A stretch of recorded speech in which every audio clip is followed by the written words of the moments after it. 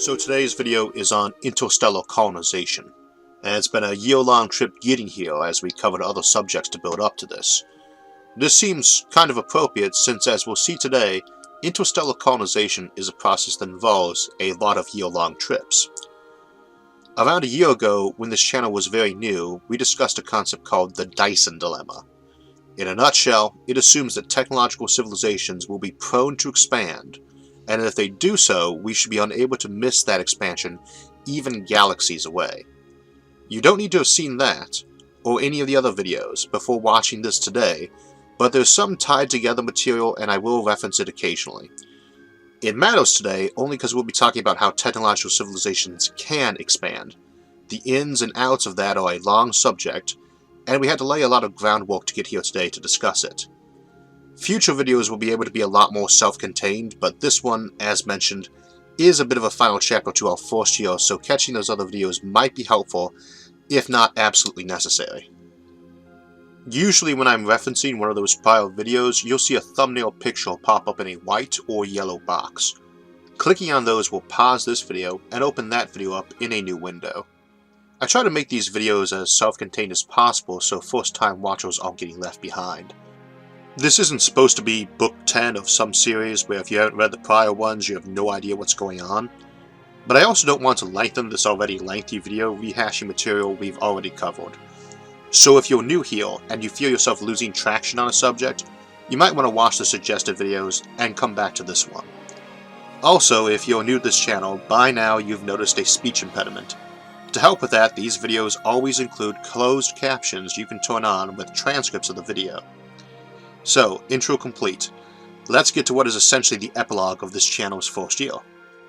And we'll do that with a bit of a prologue to the notion of interstellar travel. Prior to the last couple centuries, with some noticeable exceptions, planets around other stars wasn't given much consideration, let alone travel to them. During the 19th century, the idea that our planet might be truly ancient, millions or even billions of years old, was beginning to settle into the public awareness. At the same time, the idea that our universe was itself almost inconceivably old and huge and full of stars that might host equally ancient planets. Even our word for this, extraterrestrial, references terrestrial, our Earth, because most early notions of aliens reference other planets in our own solar system like Mars and Martians, as seen in H.G. Wells' War of the Worlds or Edgar Rice Burroughs' Barsoom series. We didn't say extrasolarian, meaning outside our solar system. We said extraterrestrial, meaning not from Earth, and this wasn't an accident. We just weren't seriously considering traveling between stars and there being worlds like our own around them. Early science fiction on this emerged quite slowly and often didn't do too well with audiences. H.P. Lovecraft, famous sci-fi horror writer today, a century after he started writing, never caught on in his own time, and probably because his work centers so much around the existential dread associated to contemplating just how old and huge our universe is. This concept, that humanity occupied a tiny chunk of the universe for an eye blink of time, hadn't really got its claws into our collective awareness yet.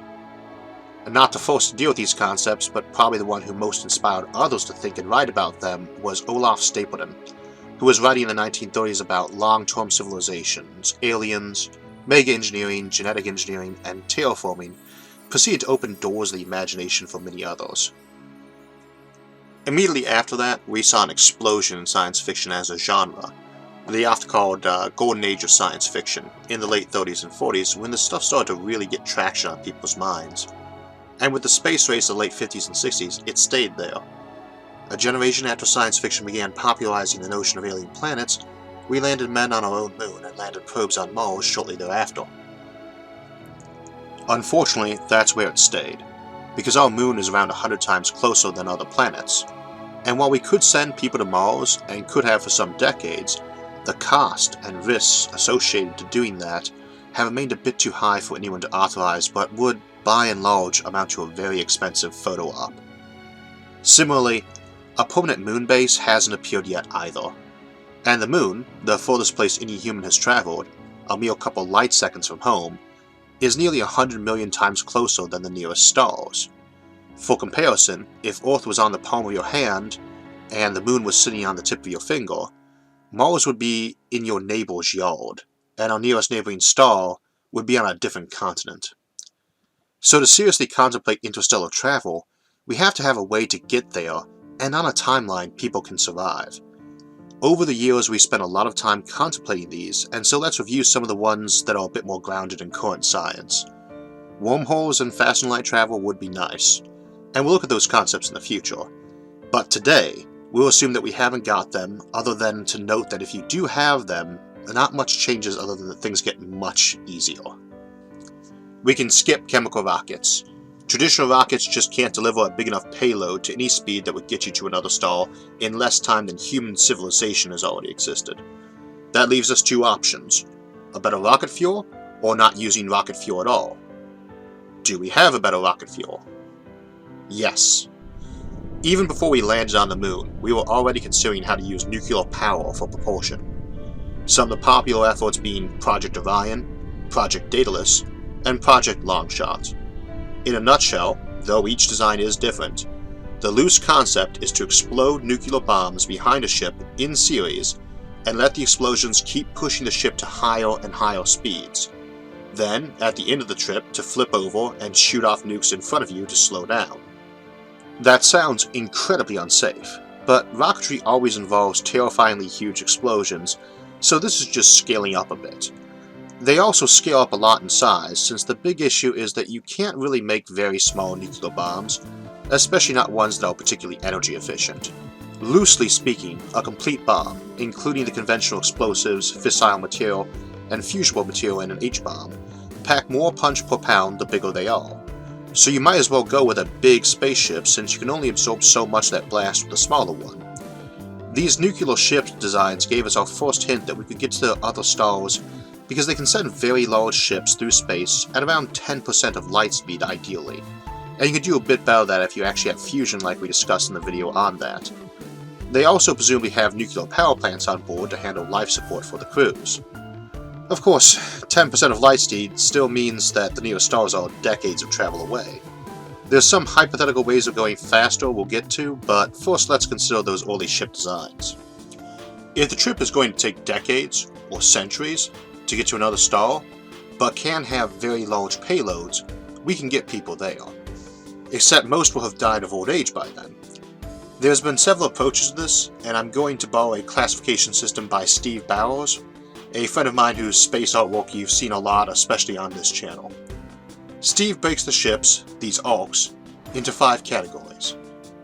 The first are Methuselah ships, named for the ancient biblical patriarch who lived longest in the Bible's chronology, so you can kind of guess why we call these ships this. These ships assume the crew is conscious the whole trip, and simply live the whole journey because people age slower or not at all. We've not really discussed biological immortality or transhumanism much on this channel, but suffice to say the notion of people living a lot longer is viewed by many in the sciences as not only doable, but quite probably a lot sooner on the horizon than regular manned interplanetary travel, let alone interstellar travel, so it's not that far out there. Unlike faster than light travel, it doesn't violate or seriously bend any known laws of science either. The big problem with Methuselah ships is usually seen as boredom.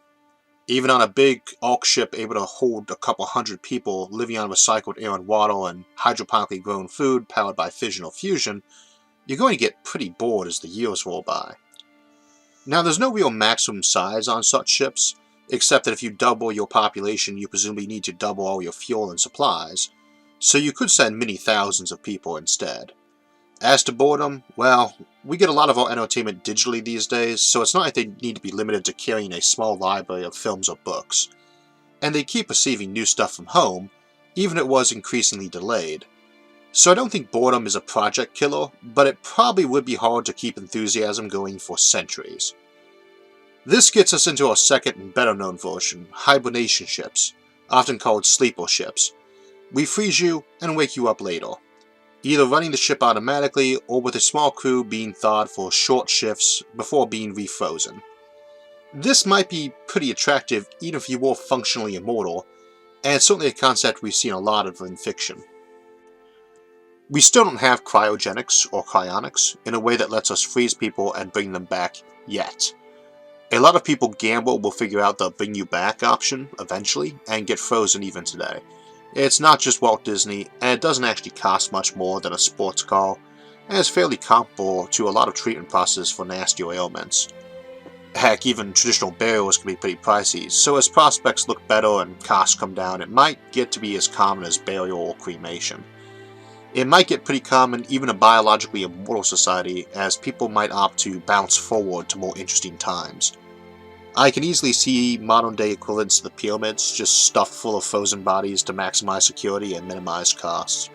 Sleeper ships and hibernation ships being kind of inaccurate since you are definitely dead, not asleep, make me think pyramids aren't a half-bad comparison since they amount to giant crypts like the pyramids were. This area, in regard to spaceships, doesn't require much consideration except the concern over whether or not you'd even want a conscious crew. Usually we figure on a small team being awake just in case the automation fails, but when you consider it, with decent automation, odds are probably lower of that automation screwing up by some internal failure or external variable than of a conscious crew member going axe crazy and murdering everyone. You wouldn't send off a sleeper ship unless you'd gold-plated your automation, so the risk of someone going nuts probably would exceed the odds of failure. If you haven't got immortality or cryonics, you can do the next category, generation ships. Here it isn't people leaving Earth to land on an alien world, but rather their descendants doing so. The crew lives, eats, breathes, and breeds their whole life on a ship. Inside, you simulate a decent living environment by having a rotating section, as we discussed in heavy detail in the Rotating Habitats video. Now, classically people figure you'll need a big population for this so you don't get inbreeding and genetic bottlenecking, and the same for your eventual colony. But while we can't freeze and thaw people yet, we can freeze and thaw sperm and eggs and implant them into people. We do this a lot already. And while there is a half-life on such things, they can't currently be stored indefinitely, we also have DNA printing, where we take a digital record of a piece of DNA and print it into a real strand of DNA, which can then be implanted inside an egg. Digital files not only keep longer and can be redundantly backed up, but can be transmitted at light speed. So colonization issues worrying about genetic bottlenecking can be brushed aside with existing technology. So an ARC ship of the generational variety probably just needs enough people to maintain a decently sane society, not a gene pool.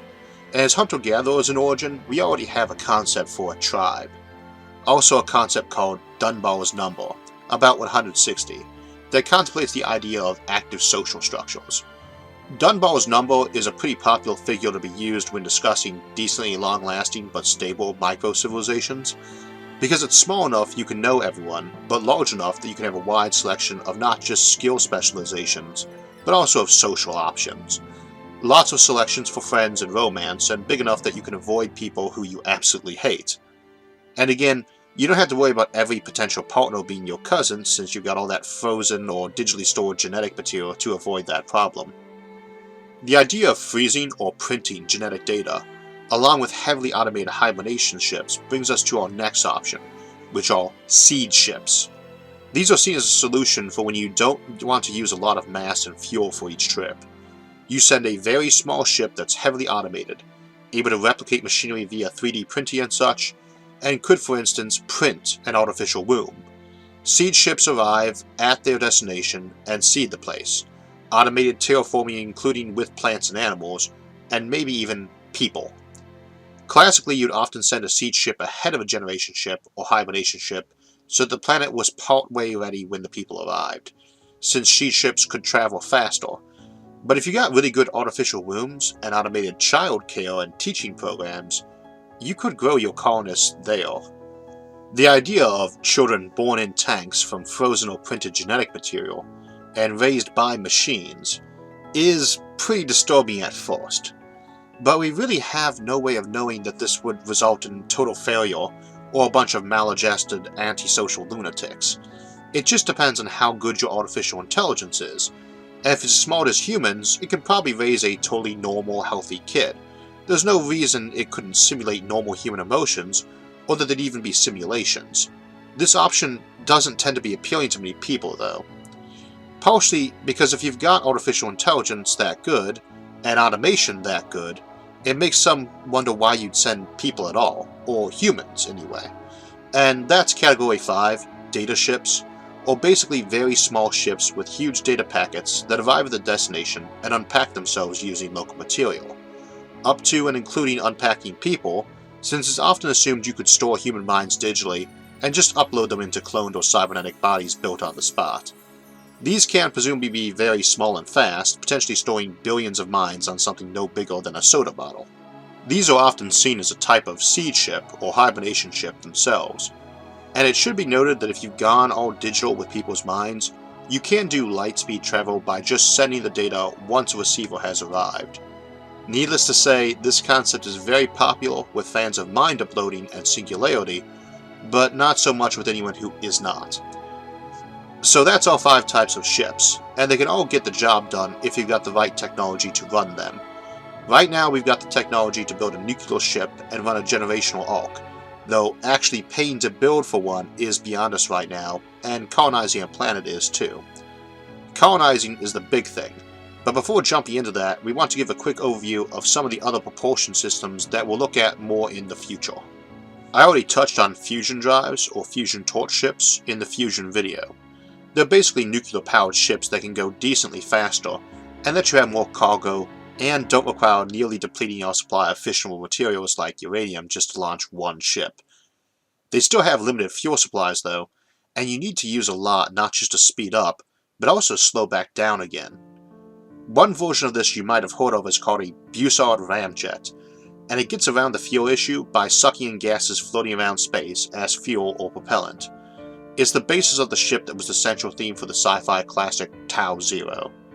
Unfortunately, it doesn't look like this is going to be feasible, since you'd probably lose more speed and energy pulling the matter in than you get out of it, but we haven't ruled it out entirely just yet. This is still seen as the most probable means for ships that don't need fueling and can get up to arbitrarily high speeds, or at least fractions of the speed of light, where you might not need to worry about how your crew spends the travel time, because special relativity kicks in to seriously shorten it. However, its apparent tendency to use more energy than it produces, thus actually slowing the ship down instead of speeding it up, would still make it useful. Ships don't just need fuel to speed up, they need it to slow back down again. And I would say they need the same amount, except that you really do need more to speed up, since part of what you're speeding up is the fuel you need to slow down again. If you can use a Bussard ramjet or similar device to slow a ship down, you don't just save your fuel to slow down, you get all that fuel back, or cargo space back, that you've had to use to store that slowdown fuel, since you can decelerate using fuel you didn't have to bring from home. And there's a few other ways you can probably do this too, and we'll look at those another time. Bussard ramjets aren't the only way to get near light speed without coming up with some new science though. Another is using antimatter instead of fission or fusion. With antimatter, you get total mass to energy conversion, that whole E=mc² thingy, and that lets you get to way higher speeds. Project Valkyrie, a design for an antimatter-powered ship, can get up to a very good percentage of light speed. Of course, we have the big issue that we can't manufacture antimatter in large quantities, that we use millions of times more energy to make antimatter than is in that antimatter, and that we have only some basic notions for how to store the stuff safely. On a similar scale, we have black hole-powered ships, which aren't quite as good as antimatter in truth, but are a pretty neat idea we'll look at another time. Some way for them, you use some artificial black holes that are evaporating and giving off Hawking radiation as your propellant, letting that radiation push your ship. The other side of the house is stuff that carries no fuel, or no more than is needed for running life support and doing some maneuvering. Rockets aren't the only way to push things along, nor is slapping them from behind with nuclear detonations. If you've ever seen a light mill or a Cook's radiometer, then you know the concept. Take a fan set up in a vacuum painted white on one side and black on the other, and it will spin like a water wheel as light bounces off the white side and gets absorbed by the dark side. Light has momentum, and if it gets absorbed by something, it passes that momentum to the object. If it gets reflected away, it passes even more momentum.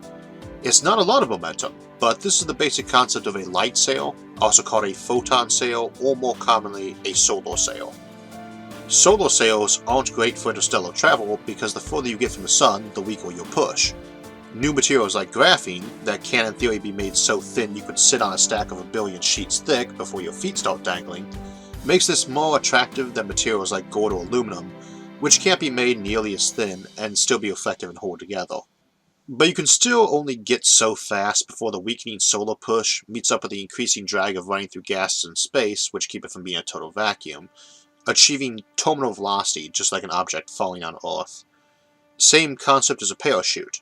Your solar sail will make that happen at a much slower speed, and then you've got to pack the thing up, though you can unpack it as you near your destination to slow down.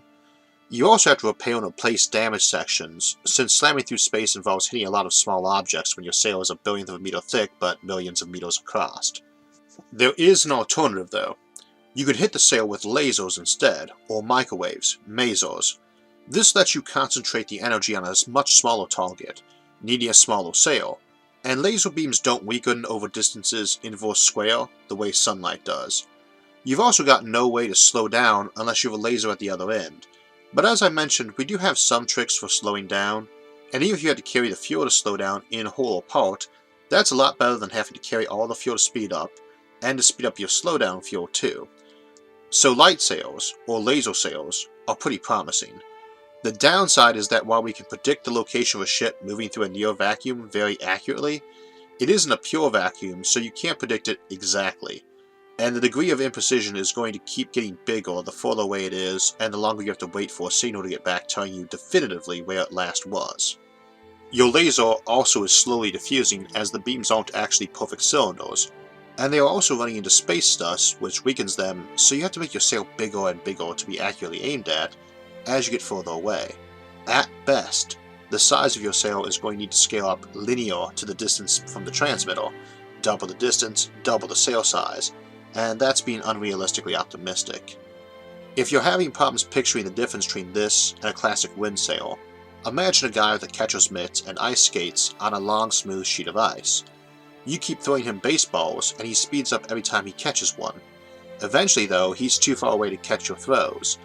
He can also speed up more by bouncing the ball off his mitt instead of catching it, and he can steer by bouncing it in a slightly different direction, which works with photons just as well as baseballs.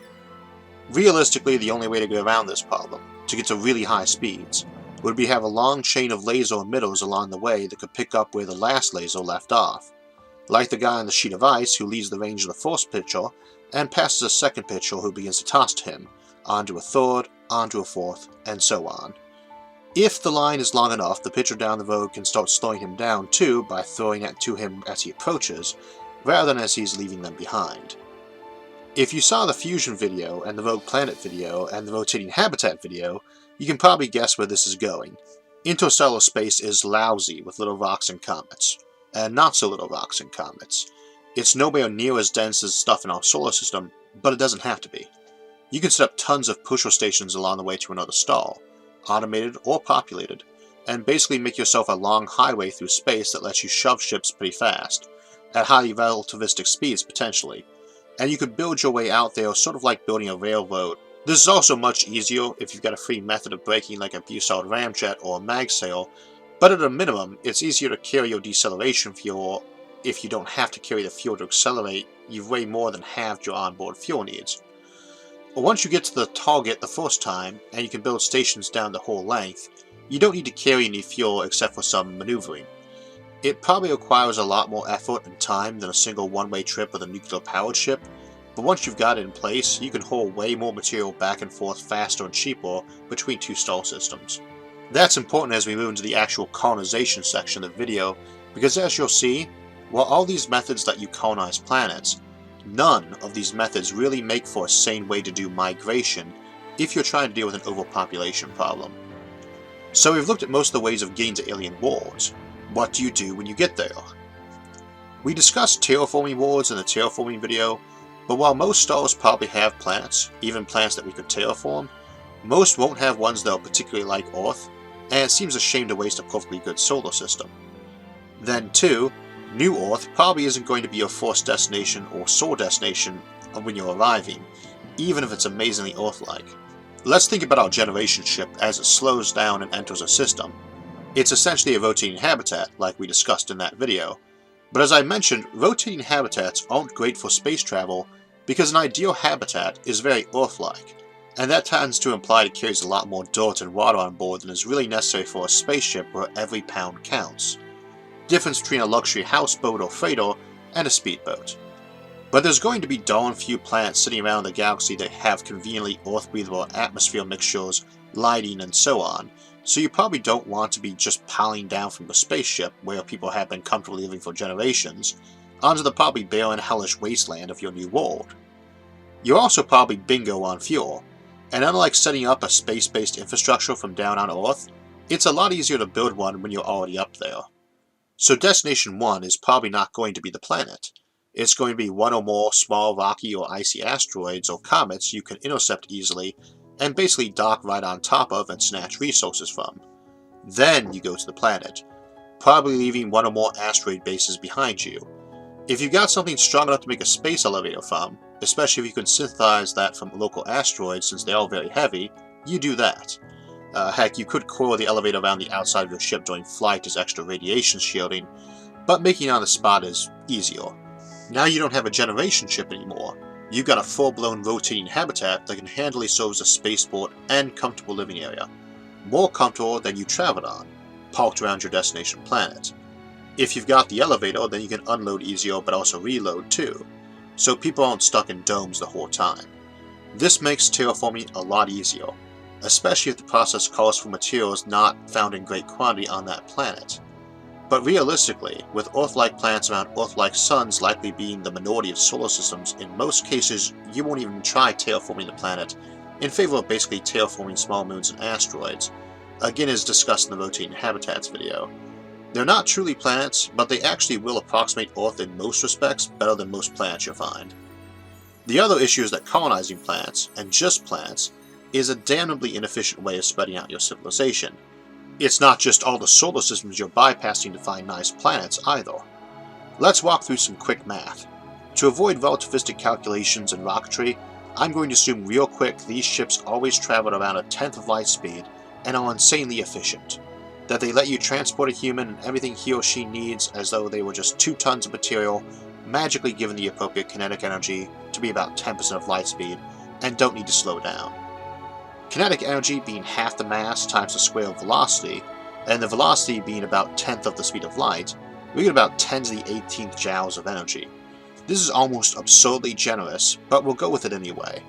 If you remember the video on fusion, we talked about how you could easily and luxuriously support a person for 1 trillion joules of energy a year, or 10 to the 12th joules, 1/millionth of our way over optimistic figure for getting something to another star system.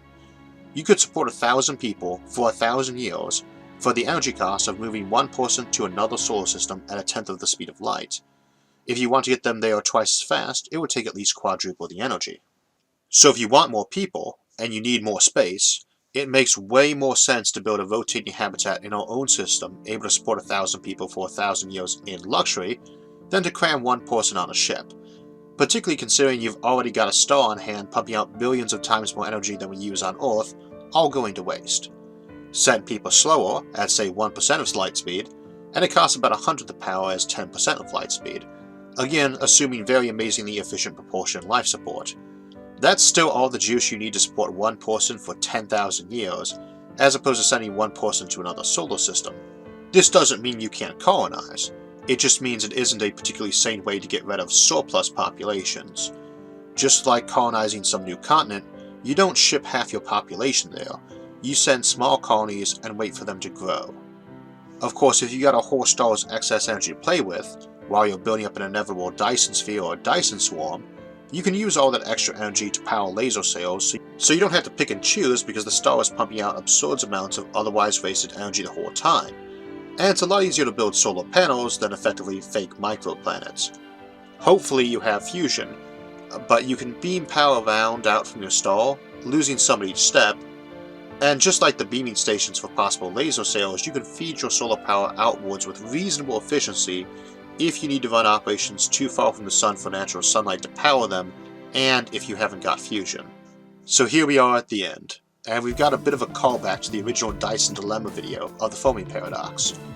In that, I proposed you'd expect to see alien civilizations expanding outwards constantly by swallowing stars into wave upon wave of Dyson swarms, massive cloud-like constructs of artificial habitats and solar collectors. Here we see a slight alteration on that theme. Instead of jumping from G-type yellow star to star, settling a few Earth-like planets inside a classic science fiction setup, or even swallowing every star inside giant Dyson swarms, we'd probably expect civilizations like our own to slowly roll out. They'd dice up their star, like giant cities, but they'd settle small rocks in the outer solar system and roll those on fusion obtained from gas giants in a sort of wide disk. Think of these as the suburbs. From there they'd roll out to their own Oort cloud and interstellar space, grabbing the rare rocks and turning them into habitats powered by fusion. This becomes your rural areas, and the stretches along the way to various nearby solar systems become your highways, possibly pushing ships along or slowing them down, and allowing much higher bandwidths of information transfer between solar systems, since the beams can be kept nice and narrow and high in density with all the relays. These enter the developing suburbs on another solar system's outer areas, and the emerging Dyson swarm near that star, another city on the grow. Of course, these cities have trillions of times more people in them than modern Earth cities, and the rural areas are trillions of times less dense than our own. But the analogy holds, and is probably way more likely to be how we settle the galaxy than we intend to envision the classic science fiction setup. And in this kind of setup, you can also migrate people a lot cheaper, because they don't have to move very fast to avoid boredom. And you can start employing methods that let you recover some, or even most of your kinetic energy used for transport, like a mass driver that shoots you from one habitat toward another one, which catches you using a reverse process and sucks your kinetic energy back out to power the fuel for another launch, or bouncing the pushing laser beam off a mirror on the back of the ship to be reabsorbed in part by a large solar panel array back at the station.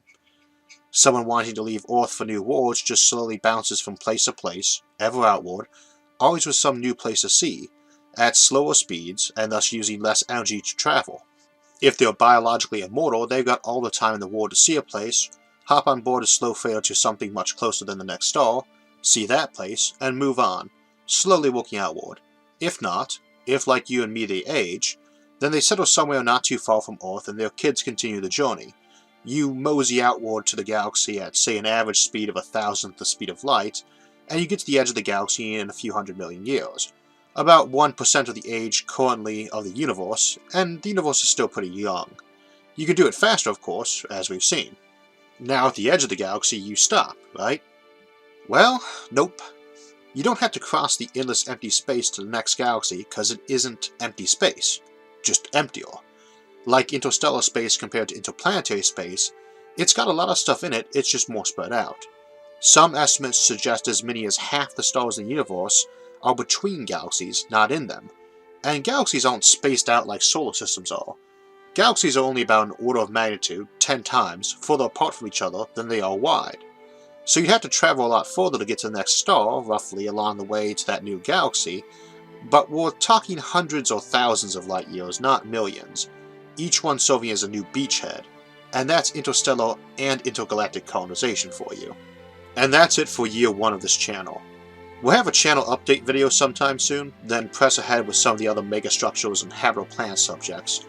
But now we can broaden out and look at other subjects, because we come full circle with the Dyson dilemma and Fermi paradox. Back in that, we encountered the problem that we just couldn't see how any technological civilization, even a little bit like our own, wouldn't expand out constantly if they could expand reasonably, and how we shouldn't be able to miss seeing them even if they were galaxies away, if they've been doing that. Now we've taken the long road to explain how that could be done without needing any truly groundbreaking, paradigm-shifting science and technology, leaving us right back at the question, if aliens are out there, why haven't we seen them yet?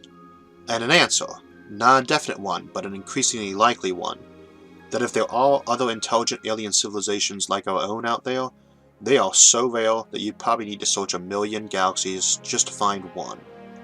The Dyson dilemma of the Fermi paradox. If there were any older civilizations nearby us, we would see them simply by the absence of any stars in the night sky. Thanks for joining me on this year-long trip. If you arrived here from all the older videos, it's been a fun time and there will be more ahead. If this was your first video on the channel, hopefully not seeing the others yet didn't make this too information dense and compressed, but you might want to go try those other videos now. If you liked the video, hit the like button, share it with others, and subscribe for alerts when new videos come out. Questions and comments are welcome. I try to reply to as many as I can. As always, thanks for watching, hope you've had a great year, and goodbye for now.